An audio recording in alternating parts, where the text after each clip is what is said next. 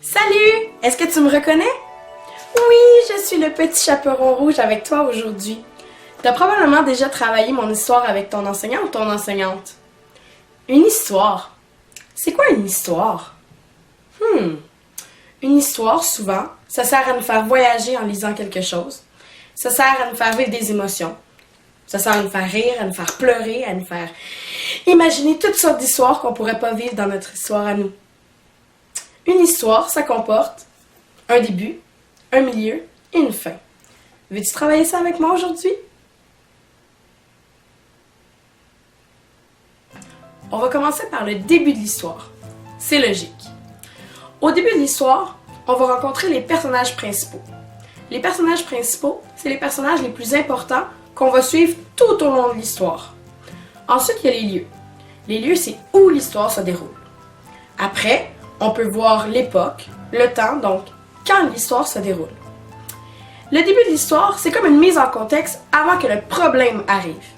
En général, dans un conte, le début, c'est toujours bien. Maintenant, j'ai une question pour toi. Est-ce que tu peux identifier dans les 3 personnages en haut, quel est le personnage principal de mon histoire? N'hésite surtout pas à peser sur pause sur la vidéo si tu as besoin de plus de temps pour réfléchir.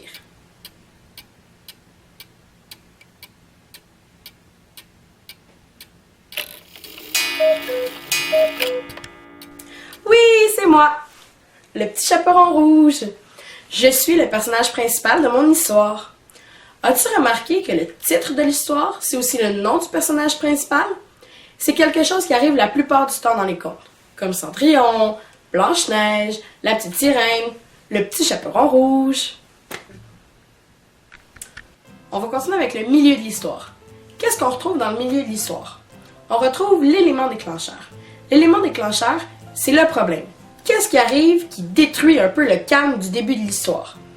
On va souvent retrouver aussi des nouveaux personnages. Souvent, ça va être les méchants. On va voir aussi tout ce que le méchant fait ou les problèmes qui viennent aggraver notre situation. Aïe, aïe, aïe. J'ai encore une question pour toi. Est-ce que tu peux identifier le méchant dans mon histoire dans les 3 personnages qu'on voit en haut?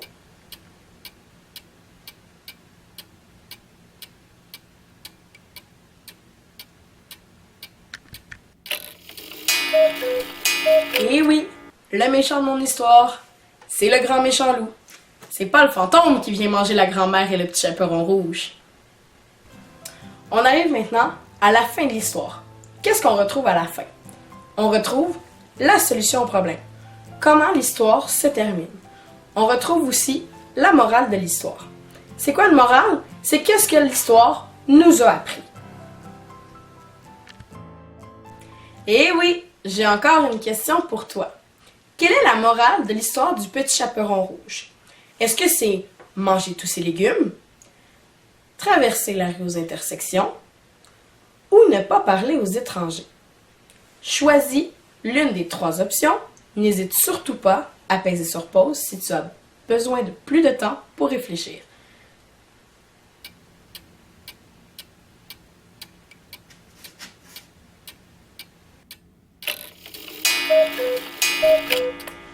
Et oui, la morale du petit chaperon rouge, c'est qu'il est bien important de ne pas faire confiance aux étrangers. Maintenant, on va parler de la chronologie d'une histoire. La chronologie d'une histoire, c'est l'ordre dans lequel l'histoire se déroule. Donc, on a le début, le milieu et la fin. J'ai maintenant une dernière question pour toi. Est-ce que tu peux replacer ces 3 images en ordre pour recréer la chronologie de l'histoire? Donc, le début, le milieu et la fin.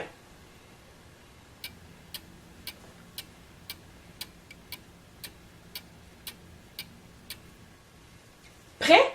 Voyons voir. Que se passe-t-il en premier? Eh oui, le petit chaperon rouge rencontre le grand méchant loup. Ensuite, que se passe-t-il? Eh oui, le grand méchant loup qui dévore la grand-mère. Que se passe-t-il à la fin? La dernière image, lorsqu'on voit le chasseur qui vient libérer le petit chaperon rouge et sa grand-mère. Voilà, j'espère que tu comprends mieux ce qu'est un début, un milieu et une fin d'une histoire. On se revoit une prochaine fois. Au revoir!